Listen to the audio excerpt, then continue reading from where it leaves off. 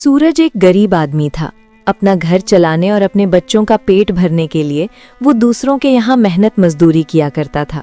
कई बार उसे पूरे दिन मजदूरी करने के बदले सिर्फ आधे पैसे, फटे पुराने कपड़े और बासी खाना मिल जाता था, जिन्हें वो शाम को अपने गमछे में बांधकर अपने बच्चों के लिए घर ले जाता था।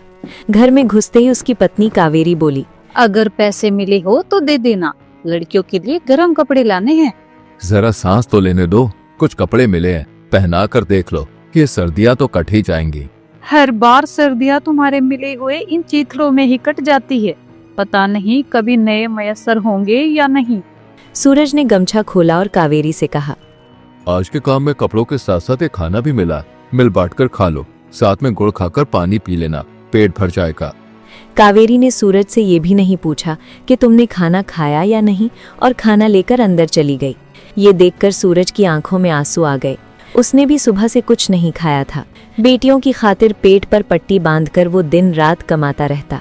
3 बेटियां होने के बाद एक बेटे की चाह थी कि अगर एक बेटा हो जाए तो घर में एक कमाने वाला और हो जाएगा। कावेरी की सास दया चिल्लाते हुए बोली, अरे ओ कावेरी, ये सूरज कहाँ चला गया? राखी आ रही है, कुछ पैसे का इंतजाम करके रख लेना, लड़कियां ससुराल से आएगी तो खाली हाथ जाती हुई अच्छी नहीं लगेगी।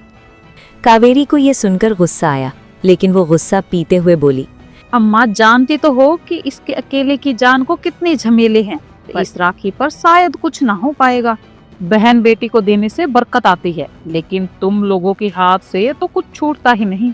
कल को जब अपनी 4 बेटियां राखी पर आया करेंगी तब पता चलेगा। कावेरी को ये बर्दाश्त न हो सका। वो बोली, अम्मा कहो तो बेटियों के गले में पत्थर बांधकर कुएं में फेंक दूं, उसके बाद ये जो भी कमाएंगे वो अपनी बेटी को दे देंगे, फिर तो हो जाएगी ना हमारे घर में बरकत। ये तो सोचते नहीं कि दिन भर गधे की तरह जी तोड़ मेहनत करते हैं, तब जाकर 2 समय का चूल्हा जलता है, और आपको अपनी बेटियों की पड़ी है। बस मुझे तो बोलने का मौका मिलना चाहिए, मना कर दूंगी अपनी बेटियों से, कोई जरूरत नहीं है त्योहार पर आने की। तभी कावेरी की बड़ी बेटी लता स्कूल से रोती हुई आई और बोली, माँ मुझे स्कूल नहीं जाना, मास्टर जी ने मुझे मारा। मास्टर जी ने मारा? लेकिन क्यों? तूने स्कूल का काम पूरा नहीं किया होगा, पूरे दिन खेल में जो ध्यान रहता है। नहीं माँ, काम तो पूरा था, लेकिन मास्टर जी कह रहे थे कि मेरे 2 महीने की फीस जमा नहीं हुई। हे भगवान, पलक झपकते ही 2 महीने बीत गए और फीस तो इन दोनों की भी बाकी होगी। बोलती हूँ तेरे पिताजी से, कोई ना कोई बंदोबस्त तो करना पड़ेगा। शाम को सूरज के आते ही कावेरी ने फीस की बात कही। ये सुनकर सूरज परेशान हो गया। वो सोचने लगा कि तीनों बेटियों की फीस मिलाकर 300 रुपए बैठती है, 100 रुपए मजदूरी के मिलते हैं, फिर 300 रुपए कैसे जुटाऊंगा। रात यूं ही फीस की चिंता में गुजर गई। गांव में सर्कस लगा था। लड़कियां जिद करने लगी कि पिताजी आज हमें सर्कस ले चलो, हमें भी सर्कस देखना है। चलो ना, वैसे ही कहीं जाना नहीं होता। सूरज सबके जिद करने पर उन्हें सर्कस ले गया। सर्कस में जाकर बच्चों ने खूब मजे किए। पहली बार सबके चेहरे पर इस तरह की मुस्कान आई थी, लेकिन सूरज तो अब भी बच्चों की फीस की उलझन में पड़ा था। सर्कस में घूमते घूमते देखा कि एक जगह एक लड़ाकू सांड अच्छे सुरमाओं को पटकी दे रहा था। उसे काबू करने वाले को 5000 रुपए का इनाम था। सूरज कावेरी से बोला, सुनो, मैं कोशिश करके देखूं? रहने दो, एक पटकी दे दी तो महीने भर भी सीधे नहीं हो पाओगे। अरे एक बार कोशिश करने में क्या हर्ज है? अगर जीत गया तो बच्चों की फीस चली जाएगी, राखी का त्योहार भी हो जाएगा, और तुम्हें भी एक अच्छी सी साड़ी दिलवा दूंगा। कावेरी इतनी सारी कमी पूरी होते देख भला सूरज को कैसे रोकती। सूरज सांड से लड़ने चला गया। सांड को काबू करते समय सूरज के दिमाग में सिर्फ एक ही बात थी कि बस कल किसी भी हालत में बच्चों की फीस जमा करनी है। भगवान ने सूरज की सुन ली। सूरज जीत गया और उसे 5000 रुपए इनाम में मिले। कावेरी, मैं जीत गया, मैं 5000 जीत गया, अब सब कुछ ठीक हो जाएगा। चलो तुम्हें आज एक अच्छी सी साड़ी दिलाता हूँ, फिर हम सब मिलकर गोलगप्पे खाएंगे। सब के सब बहुत खुश थे। इधर दया बैठी हुई सबका इंतजार कर रही थी। उनके घर आते ही दया बोली, आने का समय हो गया तुम्हारा। ये नहीं पता होगा कि मुझे भूख भी लगी होगी, खुद तो चाट पकोड़े खाकर आए होंगे ना, फिर मेरा ख्याल किसी है। क्यों नाराज होती हो अम्मा, बनाती हूँ ना गरम गरम रोटी। कावेरी दया के लिए रोटी बना ही रही थी कि उसे उल्टियां होने लगी। जरूर सर्कस में कुछ उल्टा सीधा खाकर आई होगी, तभी उल्टियां हो रही है।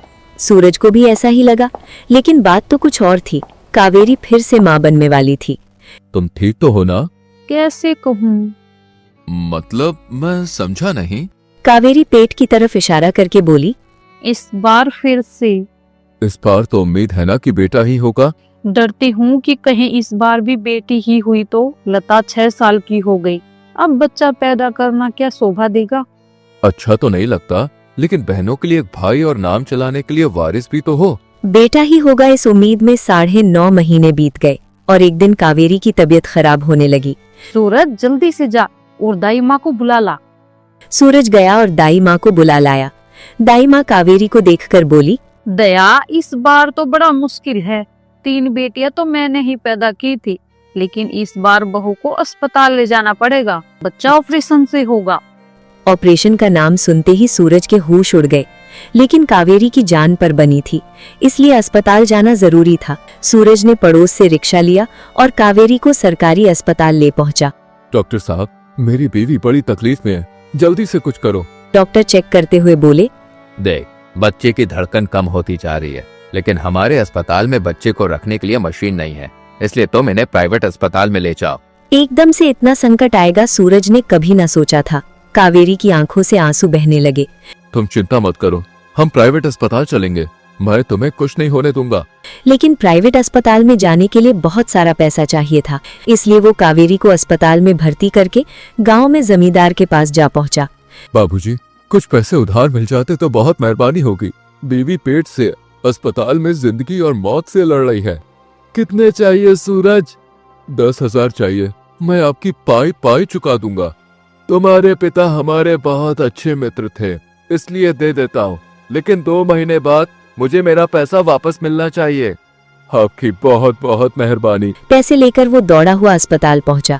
बेटा हुआ है, लेकिन अभी स्थिति नाजुक है, इसलिए मशीन में रखा गया है। जैसे ही खतरे से बाहर आएगा हम दिखा देंगे। आधी अधूरी सही, लेकिन बेटा पैदा होने की खुशी में सूरज खुशी से रो पड़ा। चाहकर आंसू नहीं रोक पाया, रोकता भी कैसे, उसकी मनचाही मुराद ही पूरी हुई थी। 3 दिन नर्सरी में रहने के बाद बच्चा उन्हें सौंप दिया। अब माँ और बेटा दोनों ठीक थे। अस्पताल में 7,000 रुपए खर्च हुए। घर आने के बाद कावेरी बोली, बहुत पैसा खर्च हो गया, सिर पर कर्जा रखा गया सो अलग। तो क्या हुआ, बेटा भी तो हुआ है, मैं हूं ना। अब कोई दूसरा काम देखूंगा और ये सारा कर्जा उतार दूंगा। कितने पैसे बचे हैं? 3,000। उनकी बातें सुनकर दया बोली, अरे सुन सूरज, तेरी बहन भी भतीजे होने की खुशी में रेशमी साड़ी मांग रही है और गांव में लड्डू भी बंटवाने हैं। ठीक है अम्मा, मैंने तो सोचा था कि पहले थोड़ा कर्ज उतार दूं। जिंदगी में कर्जा पाने तो लगे ही रहते हैं, पहले जो मैंने कहा है वो कर। 2-4 दिन अपने बेटे के साथ ऐसे ही बीत गए। उसके बाद सूरज ने सोचा कि इससे अच्छा तो रिक्शा चलाना शुरू कर दूं। अभी 3,000 बाकी है, उसमें अच्छा सा एक रिक्शा आ जाएगा, बाकी सब तीज त्योहार सब बाद में। सूरज ने रिक्शा खरीद लिया और फिर रिक्शा चलाने लगा। रिक्शे से उसकी आमदनी तो ठीक होने लगी, मगर बचत के नाम पर उसे 1 रुपया भी नहीं बचता था। इसी तरह जमींदार के पैसों को 4-5 महीने बीत गए। एक दिन जमींदार घर पर आकर बोला, सूरज, लगता है तुम तो पैसा लेकर भूल गए हो, बताओ कब दोगे पैसे? बस बाबूजी, कुछ दिन और, फिर मैं आपके सारे पैसे दे दूंगा। अभी चाह कर भी पैसे इकट्ठा नहीं हो पा रहा है। सर्दी शुरू हो गई है, सोच रहा हूँ इस बार 2 रजाई खरीद लूं। बस 1 महीने की मोहलत और दे दो, दोबारा कहने का मौका नहीं दूंगा मैं। ठीक है, महीने से 1 दिन ज्यादा नहीं होना चाहिए। सर्दियों के दिन थे, ठंडी हवा से हड्डियां गले जा रही थीं। कावेरी दुखी होकर बोली, सारे पैसे यूं ही खर्च हो जाते हैं, बच्चों पर एक भी स्वेटर और गर्म कपड़े नहीं हैं। क्यों? पिछले साल जिसके यहाँ मजदूरी की थी उसने अपने बच्चों के पुराने कपड़े दिए तो थे। पुराने ही तो थे, सब खराब हो गए। जो ठीक थे वो छोटे हो गए। वंश की तो पहली सर्दी है, इसे भी तो गर्म कपड़े चाहिए। कल से इसे बहुत खांसी जुकाम है, हल्का सा बुखार भी है। तवे पर हल्दी भून कर चटा दो, ठीक हो जाएगा। जब पैसे होंगे स्वेटर और गर्म कपड़े ले आऊंगा। अभी तो पहले जमींदार के पैसे देने हैं, वरना आगे कोई फूटी कौड़ी भी नहीं देगा। सर्दी का कहर बढ़ता जा रहा था और सर्दी के साथ वंश की तबीयत भी बिगड़ती जा रही थी। 1 महीना बीत गया। सुबह सुबह जमींदार आ खड़ा हुआ और बोला, सूरज, अब और बर्दाश्त नहीं करूंगा, मुझे मेरे पैसे चाहिए। बाबूजी, बड़ी मुश्किल से 3,000 रुपए जोड़े, फिलहाल इन्हें रख लो, मैं हर महीने 3-3 हजार रुपए करके लौटा दूंगा। ठीक है, लेकिन जो तुमने आनाकानी की तो घर पर कब्जा कर लूंगा। साथ में 3,000 मुझे ब्याज के भी चाहिए। लेकिन बाबूजी, ब्याज तो तय नहीं हुआ था। 6 महीने भी तो तय नहीं हुए थे। तुमने कहा था कि 2 महीने में लौटा दूंगा। सूरज कुछ न कह सका। जमींदार चला गया। अब तो घर का भी डर सताने लगा कि कहीं वो पैसों के बदले घर को ना हड़प ले। इसलिए सूरज का सारा ध्यान पैसा लौटाने पर था। वंश की तबीयत बिगड़ती जा रही थी। घर के सब नुस्खे आजमा कर देख लिए। देखो तो वंश का चेहरा पीला पड़ता जा रहा है, तसलियत तेज तेज चल रही है। हमें इसे अस्पताल लेकर जाना चाहिए। लेकिन बच्चे वाले डॉक्टर की फीस बहुत महंगी है। कावेरी गुस्से में रोती हुई बोली। बड़ी मुश्किलों से तो पाया है हमें वंश को, अगर इसे कुछ हो गया तो।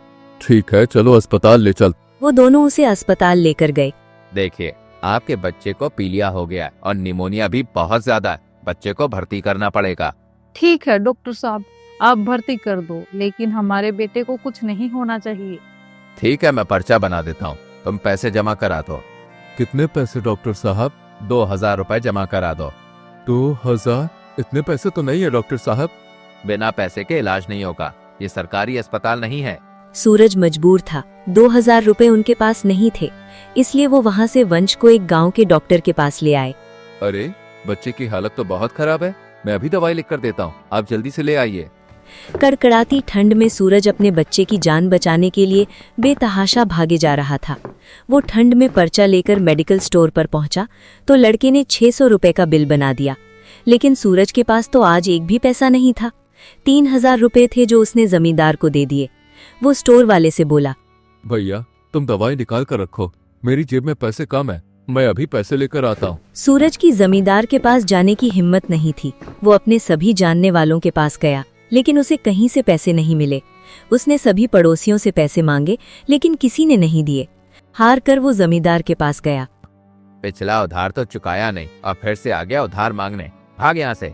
सूरज रोता हुआ वापस डॉक्टर के पास आ गया और बोला, डॉक्टर साहब, मेरे पास पैसे नहीं है, आप कुछ भी करके मेरे बच्चे को बचा लो।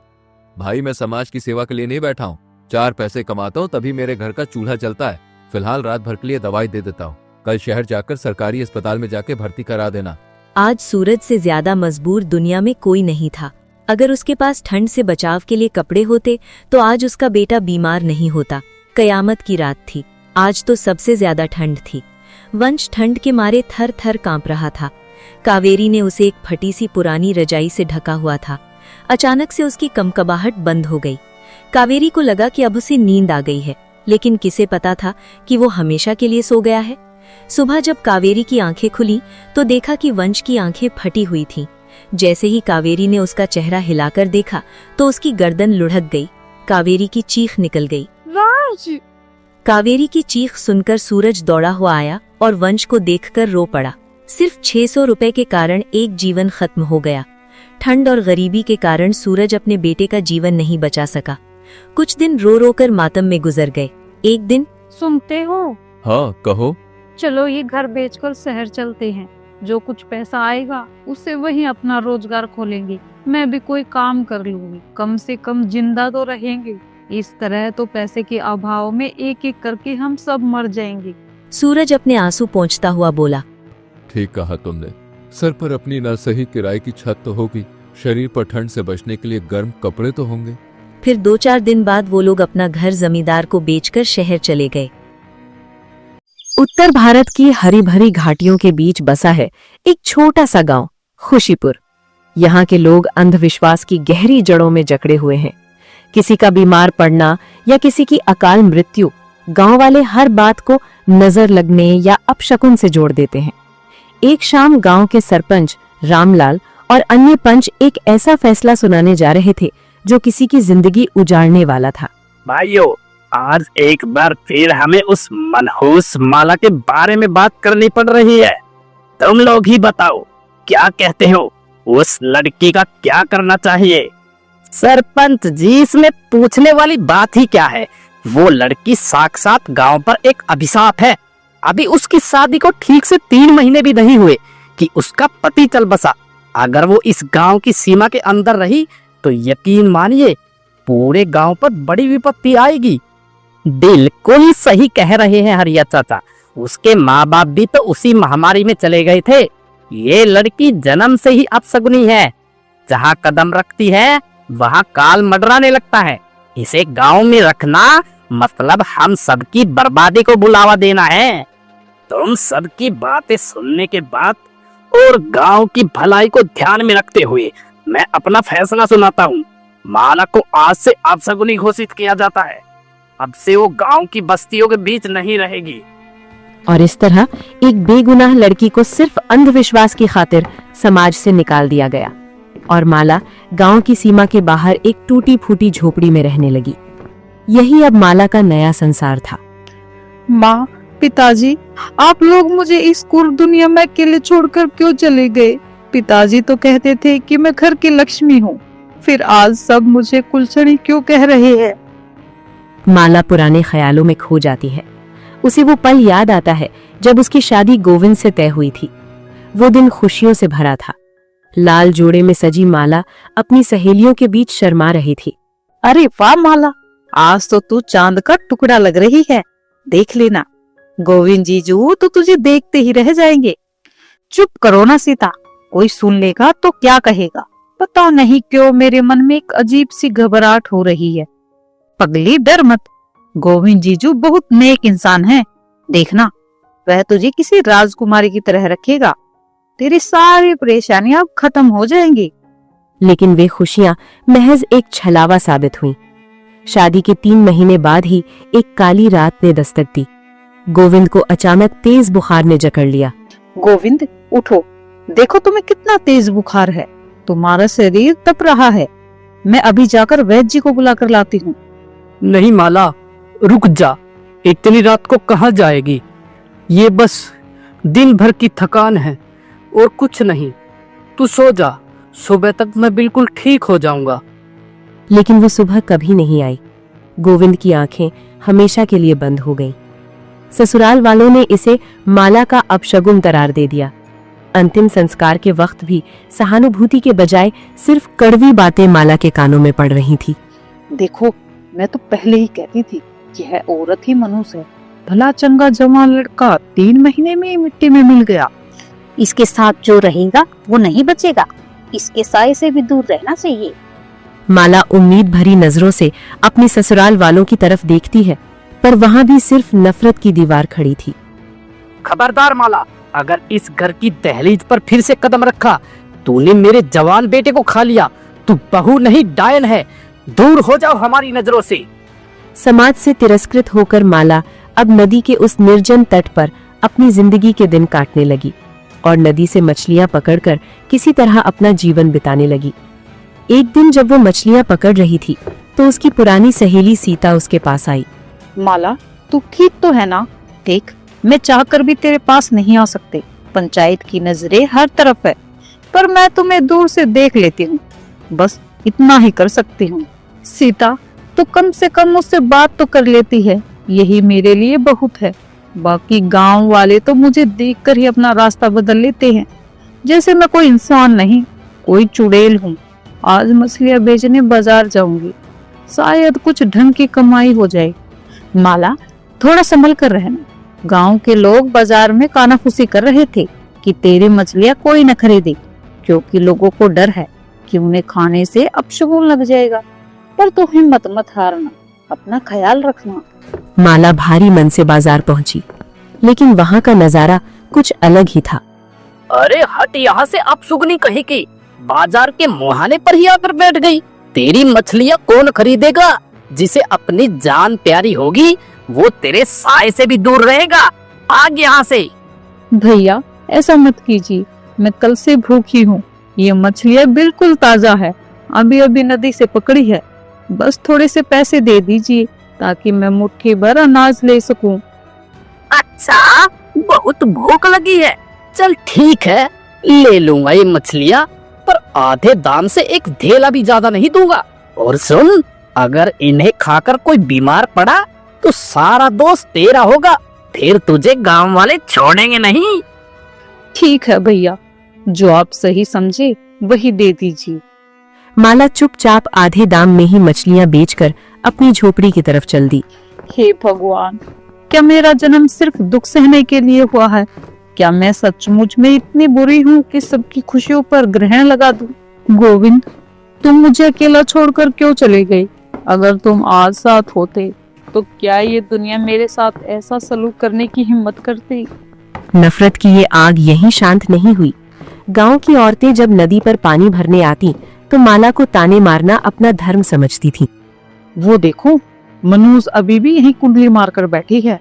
हटो यहाँ से, कहीं इसकी काली नजर हम पर न पड़ जाए। सही कह रही है कमला, यह तो इस गांव के माथे पर एक कलंक है, एक अभिशाप है। पता नहीं यह कब मरेगी।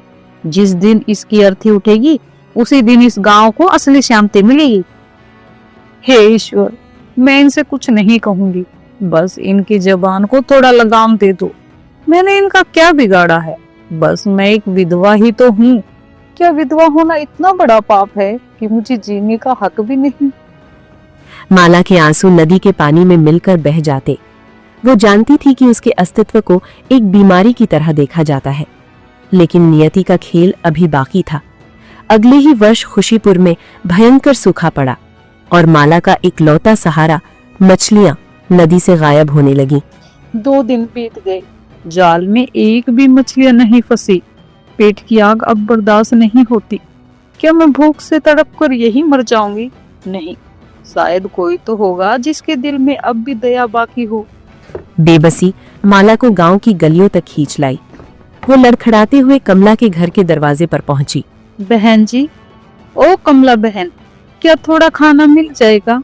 2 दिन से पेट में अन्न का एक दाना नहीं गया। बड़ी कृपा होगी आपकी। तेरी हिम्मत कैसी हुई यहाँ आने की? तुझे गांव से बाहर किया था ना? जा, भाग यहाँ से। अगर तेरी परछाई भी मेरे घर पर पड़ी तो पूरा घर अशुद्ध हो जाएगा।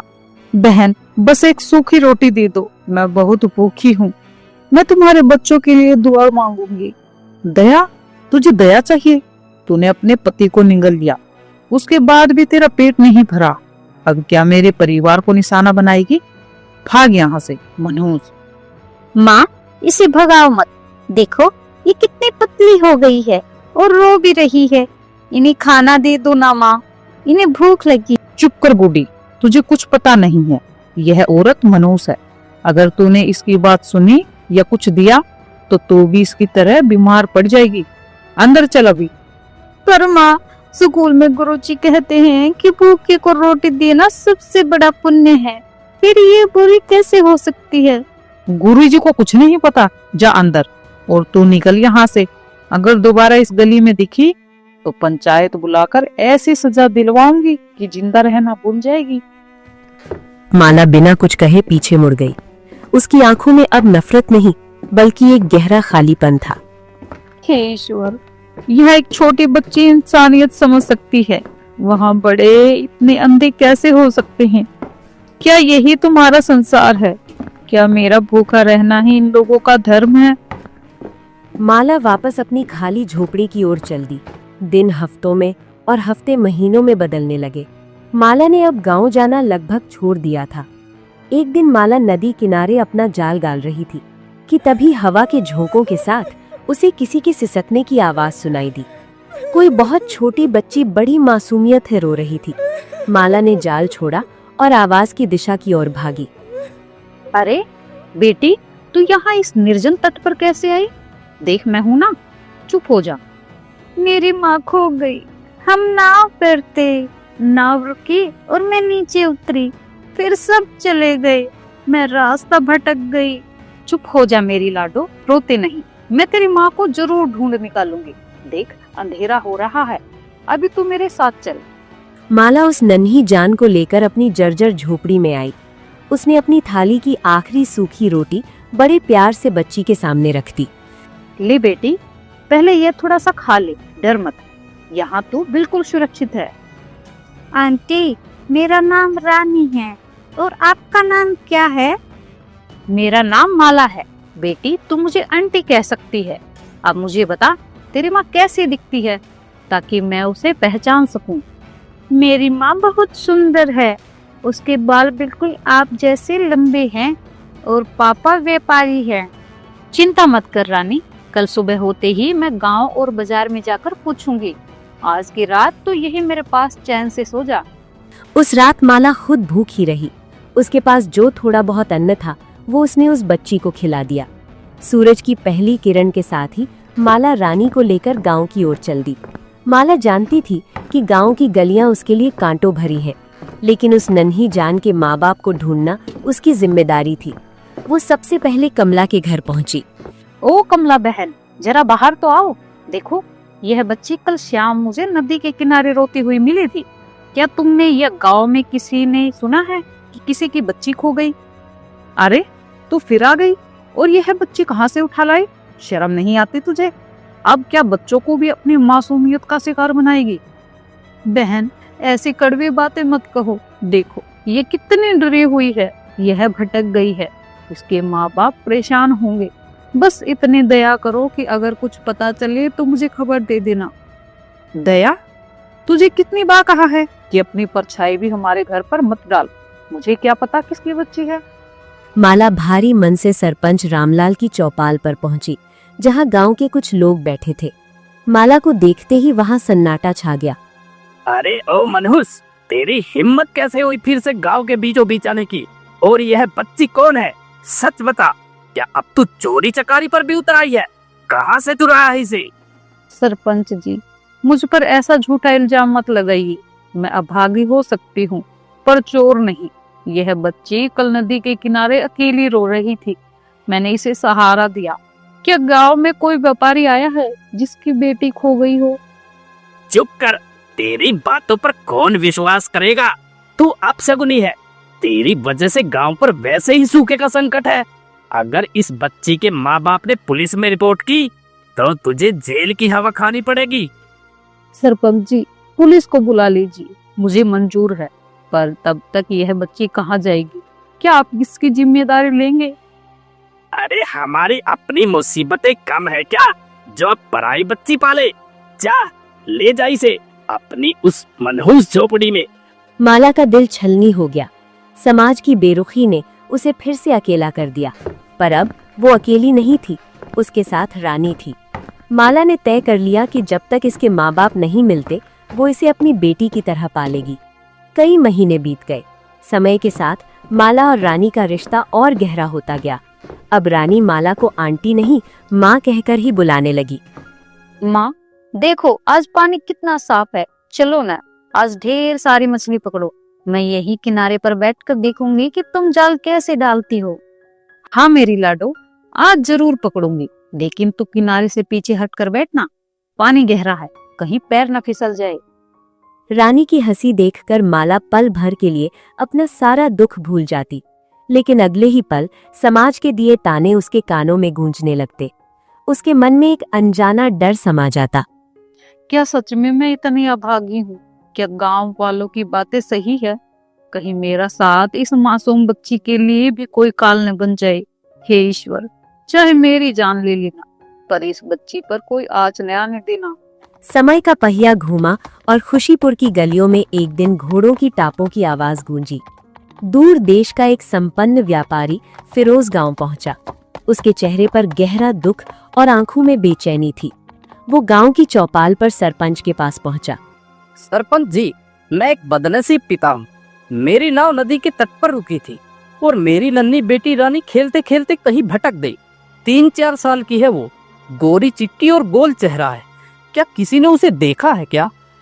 हाँ साहब, वह लड़की यहाँ है, पर बड़े अफसोस की बात है कि वह उस अपशगुनी माला के हत्थे चढ़ गई है। वह नदी किनारे एक जर्जर झोपड़ी में रहती है। पर मेरी बात मानिए साहब, संभल कर जाना। वह औरत साक्षात मनहूस है। अपशगुनी? मनहूस? मुखिया जी, मैं एक पिता हूँ और मेरी बेटी जिस किसी के पास है वह मेरे लिए फरिश्ता है। मुझे वहाँ ले चलिए। हम उस तरफ कदम भी नहीं रखते साहब, आप खुद चले जाइए। रास्ता सीधा नदी की ओर जाता है। फिरोज घोड़े को दौड़ाता हुआ उस टूटी फूटी झोपड़ी के पास पहुंचा। वहां का नजारा देखकर उसके कदम ठिठक गए। आंगन में रानी फूलों से खेल रही थी और चहक रही थी। फिरोज की आंखों से आंसू छलक पड़े। रानी, मेरी बच्ची, तू यहाँ है? पापा, आप आ गए। देखो पापा, ये मेरी माँ है। मैं रास्ता भूल गई थी, इन्होंने मुझे बचाया। इन्होंने मुझे अपनी रोटी खिलाई और रोज लोरी सुनाकर सुलाया। आपने मेरी बेटी को नया जीवन दिया है, मैं आपका यह एहसान कैसे उतारूं? आपने इसकी जान बचाई, इसे माँ जैसी ममता दी। साहब, एहसान कैसा? रानी रो रही थी, मैंने बस फर्ज निभाया। मैंने गांव में बहुत पूछा पर किसी ने मदद नहीं की। सब मुझे देखकर दरवाजे बंद कर लेते थे। मैंने सुना है यहाँ के लोग आपको अपशुगुनी कहते हैं, क्यों? क्या गुनाह है आपका? साहब, मैं अभागी हूँ। मेरे माँ बाप मर गए, मेरा सुहाग उजड़ गया। गांव वाले कहते हैं कि मैं जिसे छूती हूँ वह मिट्टी हो जाता है। आप अपनी बेटी को ले जाइए साहब, कहीं मेरी परछाई इसका बुरा न कर दे। नहीं माला, मेरी बात गौर से सुनो। इंसान कभी अपशगुनी नहीं होता। जन्म और मृत्यु ऊपर वाले के हाथ में है, इंसान के कदमों में नहीं। अंधविश्वास कमजोर लोगों का काम है। जिसके मन में एक पराई बच्ची के लिए इतनी ममता हो, वह अपशगुनी नहीं, साक्षात देवी है। पापा, माँ को हमारे साथ ले चलो ना। माला, तुम हमारे साथ चलो। यहाँ नफरत और अंधेरे के सिवाय कुछ नहीं है। मैं तुम्हें वह सम्मान दूंगा जिसकी तुम हकदार हो। तुम मेरी रानी की माँ बनकर हमारे साथ नए राज्य में चलो। साहब, पहली बार किसी ने मुझे इंसान समझा। मैं आपके साथ चलने के लिए तैयार हूँ। अब इस गांव में मेरे लिए कुछ नहीं बचा। जब फिरोज और माला रानी को लेकर नाव की ओर बढ़े तो पूरा गांव तमाशा देखने जमा हो गया। देखो तो मनहूस जा रही है। अच्छा हुआ गांव के बला टले। यह है सौदागर पागल हो गया है क्या, जो इस आफत को अपने साथ ले जा रहा है? देखना, इसकी भी बर्बादी तय है। फिरोज ने उन तानों की परवाह नहीं की। नाव नदी की लहरों पर चलने लगी। खुशीपुर पीछे छूट रहा था और माला के जीवन का नया सवेरा सामने था। माला, रानी की अपनी माँ अब इस दुनिया में नहीं है। क्या तुम हमेशा के लिए उसकी माँ और मेरी जीवन संगनी बनोगी? मैं तुमसे शादी करना चाहता हूँ। साहब, मैं एक साधारण और गरीब औरत हूँ और आप इतने बड़े सौदागर। माला, अमीरी धन दौलत से नहीं, दिल की गहराई से होती है। तुम्हारा दिल सोने जैसा खरा है। हम एक ऐसे समाज में रहेंगे जहाँ कोई तुम्हें दुत्कारेगा नहीं। नए राज्य में पहुंचकर फिरोज और माला का विवाह हुआ। माला अब उस राज्य की सबसे सम्मानित महिलाओं में से एक थी। वो फिरोज की पत्नी और रानी की मां बनी और इस तरह खुशीपुर का वो अंधविश्वास हार गया और एक औरत की ममता जीत गई। माला ने साबित कर दिया कि समाज चाहे कितनी भी बेड़ियां डाल दे, लेकिन अगर मन साफ हो तो ईश्वर स्वयं रास्ता बनाता है।